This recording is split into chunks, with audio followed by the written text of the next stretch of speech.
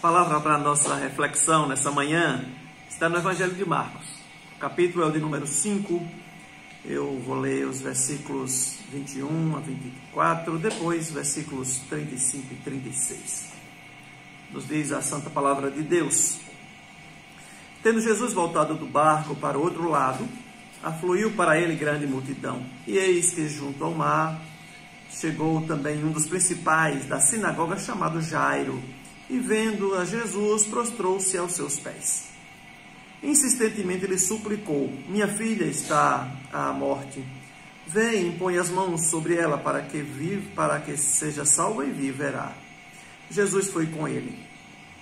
Falava ainda quando chegaram alguns da casa de Jairo e lhes disseram: Tua filha já morreu, por que incomodas ao mestre?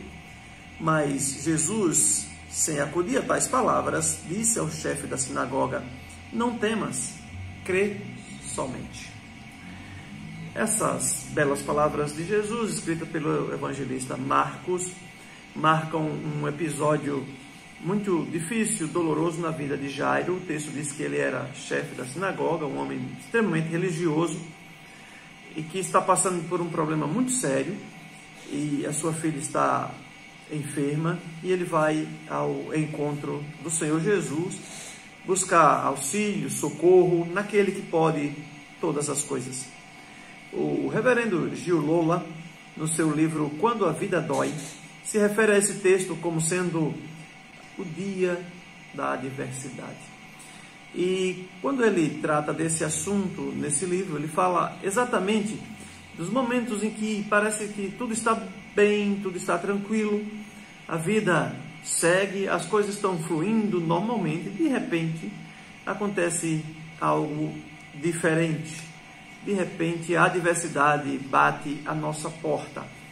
E esse texto revela exatamente isso na vida desse homem. As coisas aparentemente estavam bem até que a sua filha ficou terrivelmente enferma. E o texto também acrescenta que ele vai até Jesus buscar socorro, e quando ele está estabelecendo esse contato com o Senhor Jesus e pedindo que Jesus vá até a sua casa para restaurar a saúde da sua filha, chegam alguns mensageiros dizendo que é tarde demais, que ele não precisa mais importunar ao Senhor Jesus, porque a sua filha já está morta. Mas é interessante que o texto nos mostra a perseverança desse homem, a insistência dele. E ele continua, então, suplicando a Jesus que vá até a sua casa. O texto diz que Jesus, então, segue com aquele homem, e durante a caminhada, Jesus ainda efetua algumas curas e milagres pelo caminho, até que ele chega na casa de Jairo, onde a filha de Jairo, de fato, já está morta. Algumas pessoas até zombam do Senhor Jesus quando Jesus anuncia o milagre que vai realizar naquela casa, dizendo que aquela criança não está morta, mas que apenas dorme, porque Jesus tem o controle absoluto sobre todas as coisas. E as pessoas até zombam das palavras do Senhor Jesus. O fato é que Jesus entra então naquela casa e ressuscita aquela menina. Meu querido, você que nos acompanha, algumas lições a gente aprende aqui com esse pai desesperado, né? Que ao viver esse momento, esse drama, esse dia da adversidade, reage a isso se prostrando aos pés do Senhor Jesus. Essa é uma lição preciosa que nós aprendemos com esse homem. Ele se aproxima de Jesus, se dobra aos seus pés e adora. É isso que o versículo de número 24 nos afirma, aqui, versículo número 22 nos afirma aqui nesse texto. Ele se prostra diante do Senhor e adora.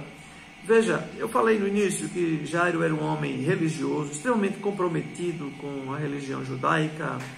Ele era o chefe lá da sinagoga, o assistente dos cultos ali na sinagoga. Mas agora, diante desse drama humano que ele está vivendo, ele está buscando, não na sua religião, porque não tem a resposta para a necessidade tão urgente que ele está vivendo, mas buscando naquele que tem autoridade sobre as enfermidades, que é o próprio Jesus. Então, ele se dirige até Jesus e se prostra aos pés de Jesus em uma profunda adoração, reconhecendo que Jesus tem o socorro que ele precisa para acalmar a sua alma, para restaurar a vida da sua filha. Mas o texto também nos aponta, meu querido, que esse homem, nesse momento de dor e de crise, ouvindo as belas palavras de Jesus, ele é profundamente confortado com essas palavras, e é assim que nós devemos nos comportar também, diante da adversidade, da dor, das dificuldades da vida, dos problemas enfrentados. Nós devemos confiar nossa vida, nossa alma. Nós precisamos confiar de todo o nosso coração nas palavras do Senhor Jesus.